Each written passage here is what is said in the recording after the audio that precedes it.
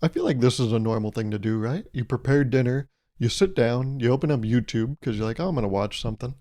And then you find that it's pretty dry, right? None of your favorite creators have posted anything, so nothing's lighting up your subscription feed. So then you look to alternate sources of entertainment, and oftentimes, if it's not your first option, it's definitely your second option. You'll go to TikTok. When you open up TikTok, and you'll be sitting there watching TikTok and eating, which is fine. I think that's a very normal thing so far. But what sometimes happens is when the roles are reversed, right? The viewer, sure, they're still eating, but then you'll sometimes scroll TikTok and up will come a creator and they'll be telling you something, usually giving you some life advice, something to alter your mindset, and they're eating too. And that's what I take issue with. I don't like when someone's eating in a TikTok. Now it's okay, right? If it's a long TikTok, right? Maybe it's 5 minutes because you're like, oh, they sat down to eat dinner. They had some ideas and they're like, well, let me flip this on real quick and tell them these ideas that I've had because I can't let these go to waste, right? I could write them down, but they wouldn't be as authentic if I didn't deliver them right now, right? So I got to get this out. That's okay. The one that I take issue with is when it's a TikTok that's short enough to where it doesn't even have a little timer thing at the bottom, right? I don't know how that happens. Is it like less than 30 seconds, less than a minute? I don't know.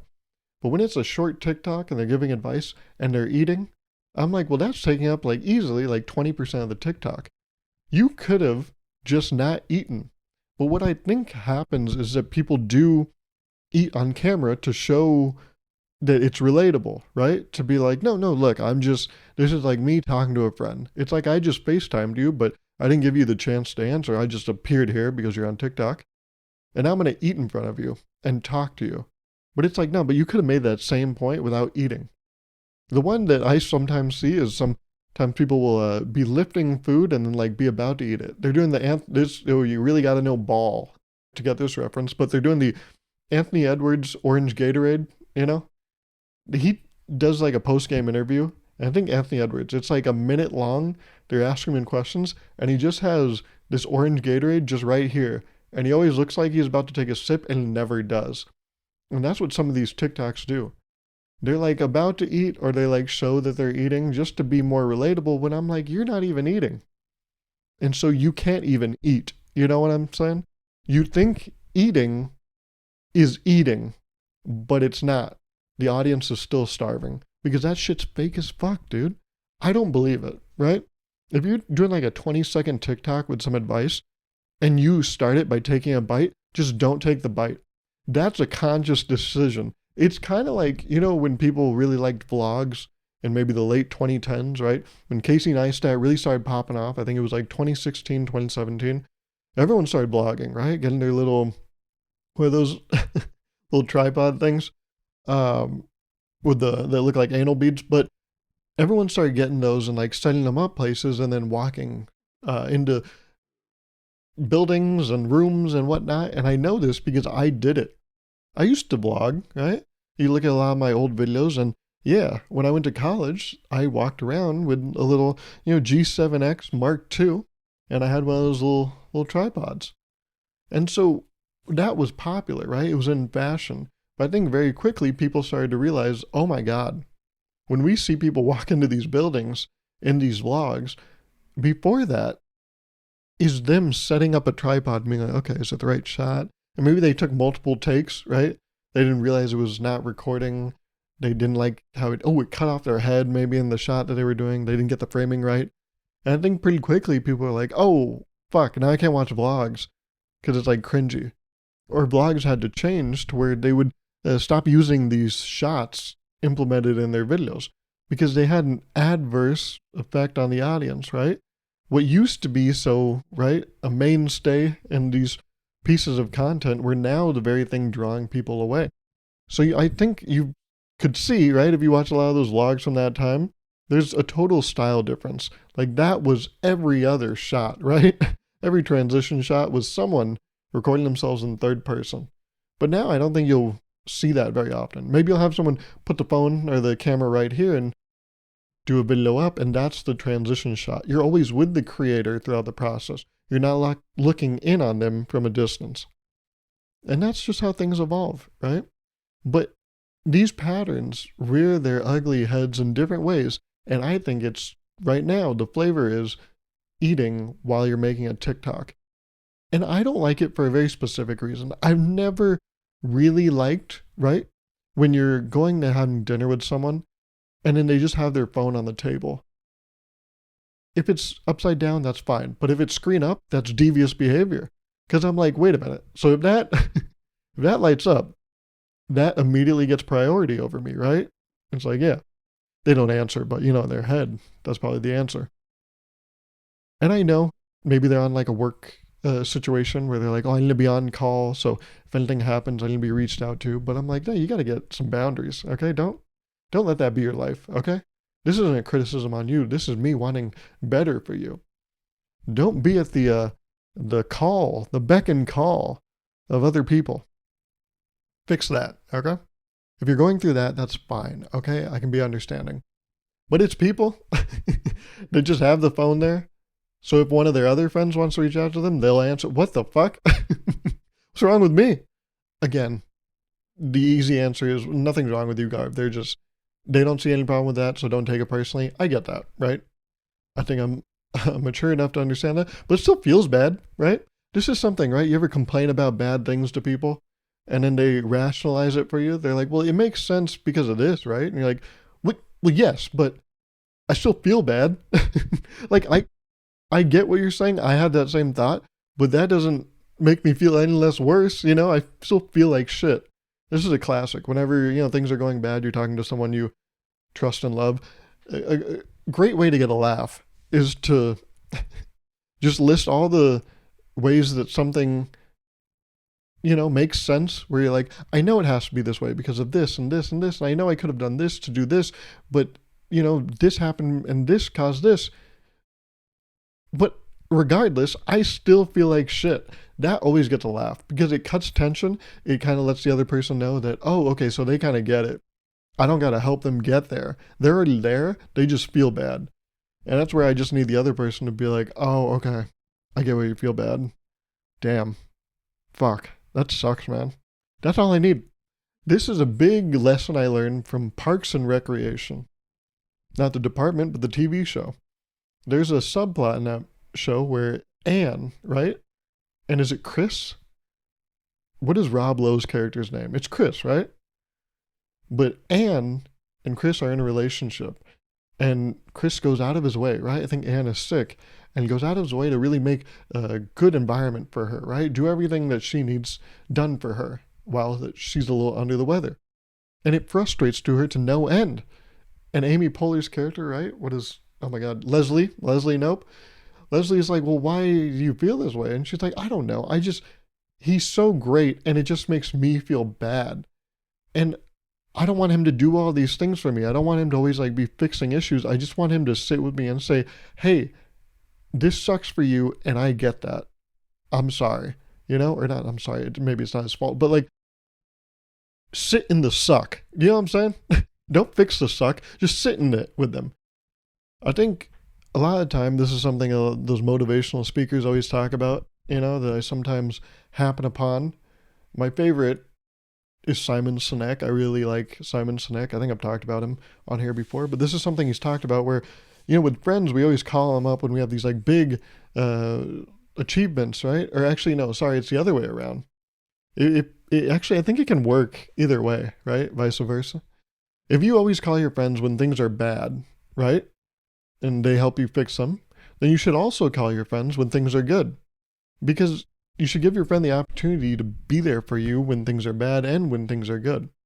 But I think his example, and the example that makes the most sense for my argument, is that you always talk to your friends when things go good, right? You always go out and get drinks to celebrate when things are awesome. I got this promotion, I just did this thing. I went on this trip. Let's celebrate. I want to show you some pictures and talk about how optimistic I am about the future. Let's go out.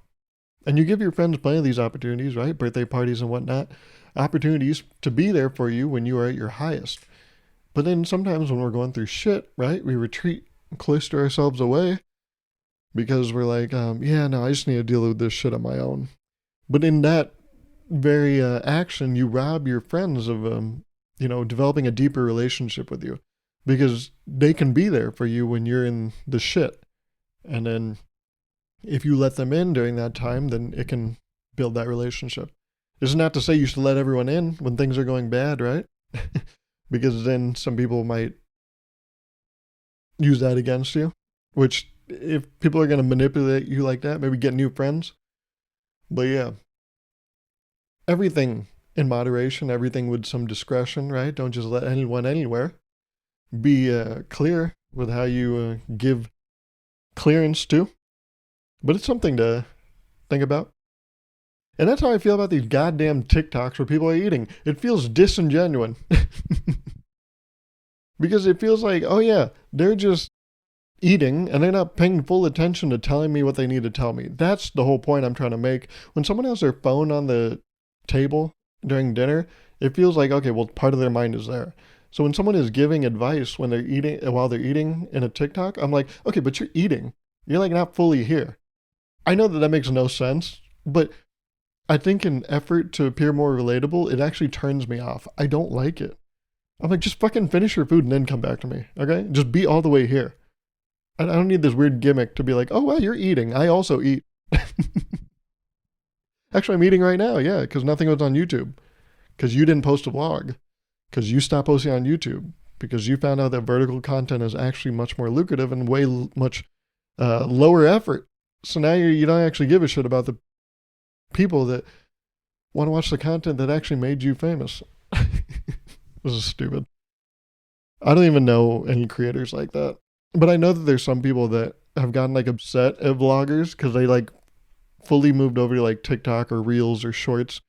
And you check their channel and last vlog is like 7 months ago. And then they make a new video because they're like, guys, I'm in my consistent era right now and I'm back and I want to do this more. I want to post more vlogs because that's the reason that you guys even found me. So I want to return to my roots. That being said, this is a sponsored video. And you're like, oh, what the fuck? That's why you're back. You're going to do your sponsorship, get your bag and leave. You're going to leave us again, aren't you? Like, no. If you use the code, I can keep doing stuff like this. And you can't blame them, right? It's not worth it doing these horizontal videos when vertical videos are like so easy to make and they make you that much money. I don't know. It's just, like I said, it's an evolution of content, right? Same way no one uses Joby tripods is the same way that, yeah, not a lot of people post horizontal vlogs. They're all vertical, right? It's like we're in their phone watching their days. And that's an example, right, of something I don't agree with on social media. And I think a lot of people disagree with a lot of things on social media. For example, I was watching a TikTok and someone was eating sushi, but they were eating it with a fork. And people took a lot of issue with this. A bunch of comments were focused on that. And I even saw a comment that said that their ancestors would disown them if they did that, right? The commenter, they're saying that about themselves. They're like, if I ate some sushi with a fork, my ancestors would be very mad at me. They would actually take me out of the family. And then I thought about it, I was like, maybe that's a good thing. Maybe you shouldn't be part of that family. If your family's going to disown you because you ate something with a fork instead of chopsticks, they're going to be like, no, you get out of here. We don't recognize you in this unit. Fuck you. Fuck you, you piece of shit. Can you imagine? And they're always talking about like their grandparents. No, yeah, my grandparents, they're very, deep into the culture. So they would just look at this and be like, what are you doing? And that's just wild to imagine. Your grandparent having beef with you. Yeah, man, fuck you. Yeah, you piece of shit. You're eating that with what? No. Not in my house. Asshole. And I get it. Culture is an important thing to preserve. So stuff like this, maybe it does water it down in a way and it becomes a lost art. But I don't think it's that deep. It's not that big of a deal. And this, I think, happens a lot with like culture, religion, TV shows. TV shows are like a culture, right? You ever get into a TV show and you start to casually watch it and you're like, oh, this is fun. And you go to an online forum and you're like, hey guys, I just started watching. This is so fun.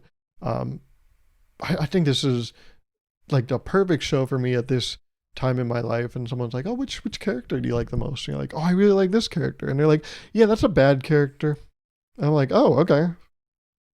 I like them. They're like, yeah, well, it's clear you haven't watched all the show. Okay. Because as you see them develop, they're actually the biggest piece of shit. And this is a reflection on you. I'm like, oh, okay. I just, okay. I'm sorry. I didn't even know that. The show has like multiple seasons, it sounds like. Oh, does the show have multiple seasons? Yeah, 9 and counting. 9 and counting. If you don't want to learn about the show and like appreciate it, right? Have some reverence, maybe you should show yourself out. And you're like, oh, okay. And that's the thing. I think a lot of times, like, some shows are great, but it's like the community around them that kind of ruins it.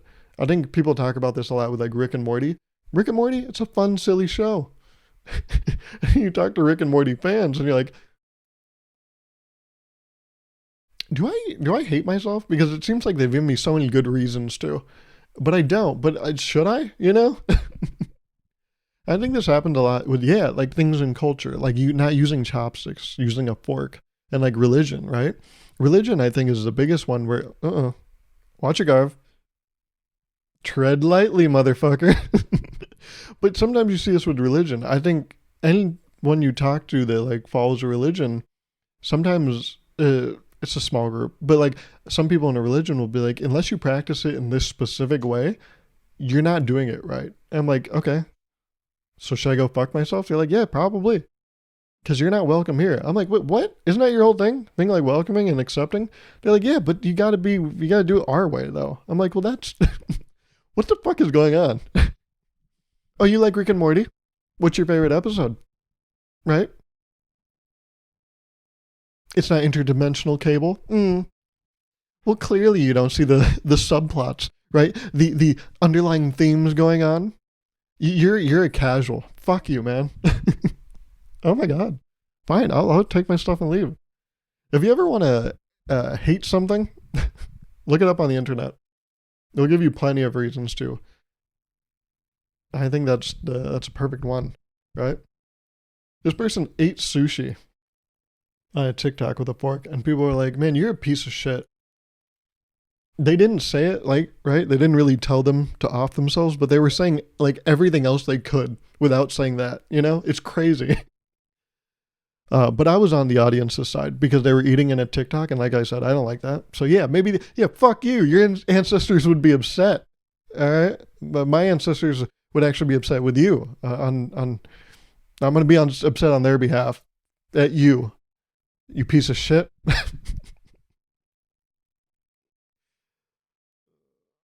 But I'm like, yeah, maybe that's a good thing. Maybe that's a good thing if your family's gonna disown you because you didn't use the right utensil. Who cares? Who gives a shit? I don't know why there's so many like big things to be upset at. Why you gotta pick these little things? What does it matter? But no, actually, you know what? I agree. You gotta do the right thing because if you're not, you're doing the wrong thing, right? And if you're doing the wrong thing, well, that's a slippery slope. Who's not to say you're gonna murder? That's right. Oh, well, Garv, how did you get there? Well, I'm just saying, if you're willing to compromise at this little thing, who's not to say you'll do it at a bigger scale, right? Think about that. Fork now, knife next, and then knife again, which you use to stab someone, right? Right? When you could have just used chopsticks. Like a good little sushi eater, right? But no. You're a naughty sushi eater. Oh yeah, I bet you can put down a whole roll at one time, huh? You freak.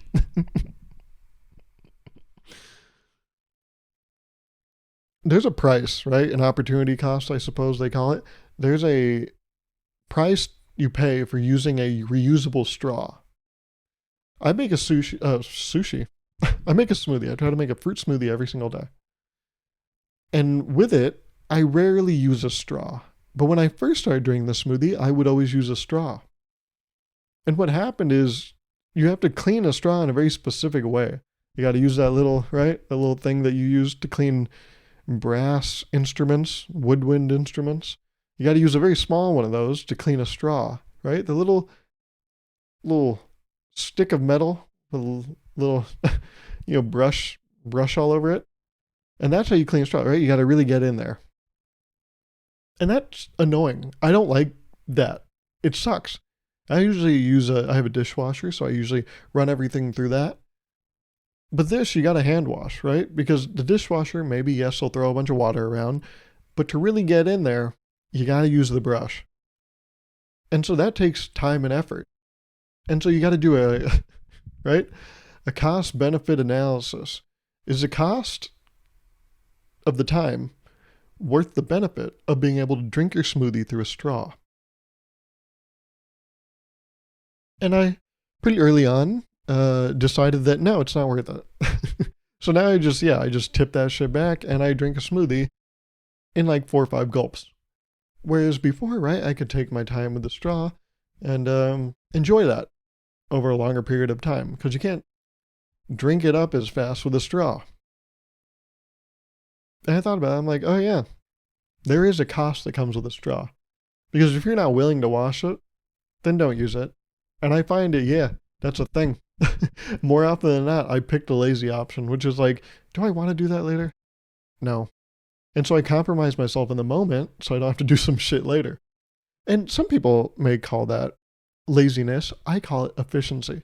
Because not only have I saved myself time, but I'm saving the environment. Because, I use so much water when I wash dishes, right? I just let that shit run. I wash things like 3 or 4 times, right? I lather, rinse, repeat 3 or 4 times because I'm always like, no, but there's a little thing that's missing, which was hell, right? When I was in college, I didn't have a dishwasher. Now I have a dishwasher, which is nice. But in college, yeah, it would take me like 30 minutes, 45 minutes, depending on how many dishes were in there, to wash dishes. Now it takes me 20 minutes, which is still a long time given that I have a dishwasher, but I always like pre-wash everything manually and then I put it in the dishwasher. I remember I had a friend, he told me, dishwasher, that takes care of all of it. You can just put shit in there and with all the gunk on it, and that's actually how it's supposed to be. And I remember I was telling this to another friend. I'm like, do you believe this? This is what my other friend told me. And he was like, yeah, no, that's true. Because when you have stuff on there, right, it creates a place for the soap to get into and then, hook onto the food and sit there and clean it. I was like, well, isn't getting the food off the whole point? So if I remove that first, isn't that better? He's like, no. It needs it. It creates some friction, right? So that, yeah, it can really do its job. It can get a deep clean. And I'm like, well, that doesn't seem right. Are you using the charcoal toothpaste logic? I don't think big charcoal toothpaste, don't come after me, but I don't think charcoal toothpaste does anything. I think it's just that classic effect, right? It's the juxtaposition of, making your teeth all black, and then when you rinse them, you're like, oh, well, yeah, no, these are super white, just because they were just black. So it's like, I don't think it actually does anything, does it? I don't know. But it's something we do in life, right? Like we'll use, this is stupid. There's that classic example, right? This is a joke. I don't believe this, but there's that joke where it's like, oh, if you want to look hotter, hang out with your ugliest friends. That's what charcoal toothpaste is. You're making your teeth all ugly so that when you make them just the bare minimum attractive, you're like, oh yeah, these look awesome.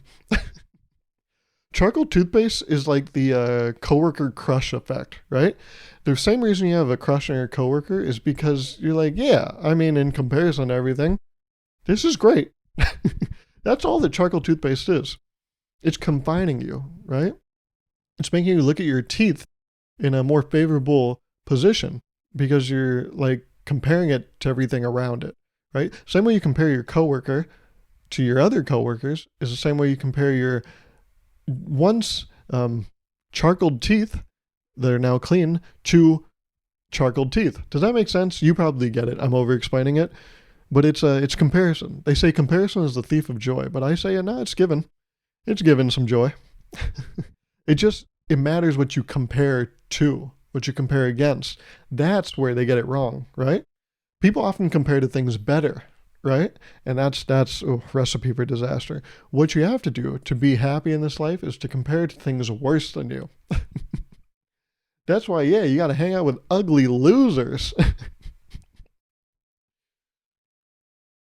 The other day, I scratched my nose, and it was in private. But it reminded me that sometimes you'll scratch your nose in public, and it'll be close enough, right, to looking like maybe picking your nose. And that's the thing. It's not even. It's maybe one of these, right? I do this a lot, I feel like. I don't do it a lot. But, maybe once a week I'll go like this. And if someone quickly catches me as I put the finger down, they might be like, oh, did he just go mining? That man was digging for gold, wasn't he? And it's like, no. I was just, it's an innocent scratch. I was actually see how arched my finger is? There's actually no way this angle could get in the nose. So even though I slipped up, right? Sometimes people go down here with it. They can maybe, find the finger up there.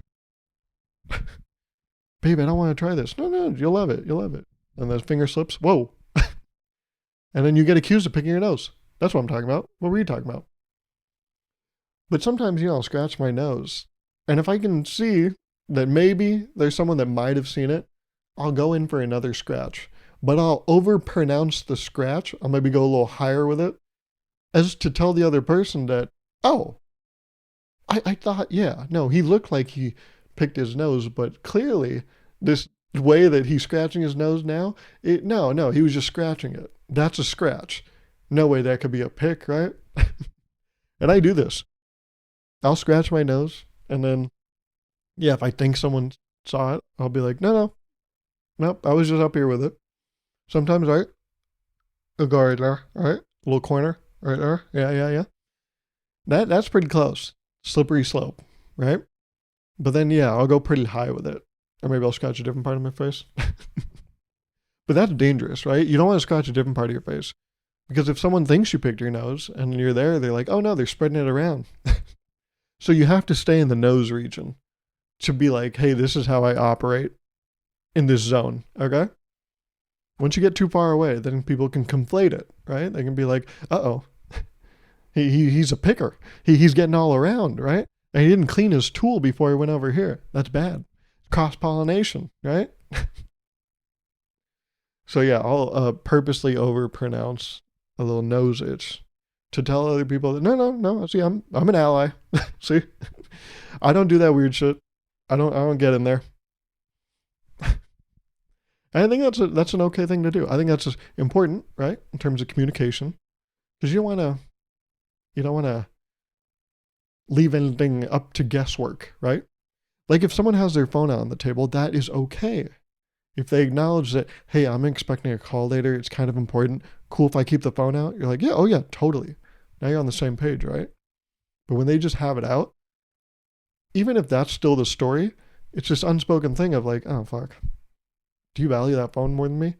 But when in reality, it could be the other story where they're like, no, I have this important call I'm waiting for. So if you just say things out loud, right? It's good communication. And I think this nose scratch is like a form of communication. It's communicating to the other party that, no. It's okay. False alarm.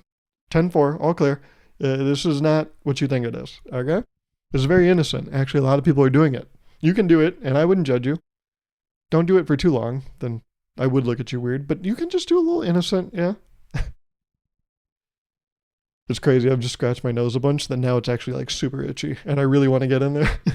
Not in there. Sorry. Oh my God. Let me communicate to you. I mean like, up there. Way up there. Okay? Don't confuse it. Anywho's. Make sure, right? People talk about good communication. This falls into it. This is that nonverbal, right? Sometimes people say communication is just your words, right? But actions speak louder than words. And if actions can speak, then yes, they're a form of communication. And they also say that a picture is worth 1,000 words. And is that true? Are they not worth more? Because how much is 1,000 words? This is something I would always run into when I went to school, right? Your teacher would be like, okay, you need to write a 1,000-word essay. And you're like, 1,000 words? Oh my goodness. I don't even know if I know 1,000 words. How am I going to fill a page with that? But then you start writing, and after your introductory paragraph, you're like, oh my God, I'm like 250 words in. This is not hard at all. So yes, I don't think a painting is worth 1,000 words. I think it's worth much more. At least 2,000, right? I could bargain for higher, but no, I think 1,000 is skimping out on a picture. I think a picture tells much more than 1,000 words, and I think a nose scratch, a very pronounced nose scratch, tells even more of a story. So make sure you get out there, keep telling your stories to the world, in whatever form you want to do, nonverbal, verbal, written, but just keep telling stories. That's what's important. And the story of this episode is it's going to hit a record high comments, a record high likes. Right, guys? Right? Because you'll leave a comment, you'll leave a like. I hope so. I'm openly communicating that that's what I want. So hopefully this clears things up between us. And there aren't a scarce amount of likes. I hope I see that shit overflowing. Overflowing. But thank you so much for watching. Appreciate the support as always. Like, comment, subscribe. And I will talk to you next week. Okay?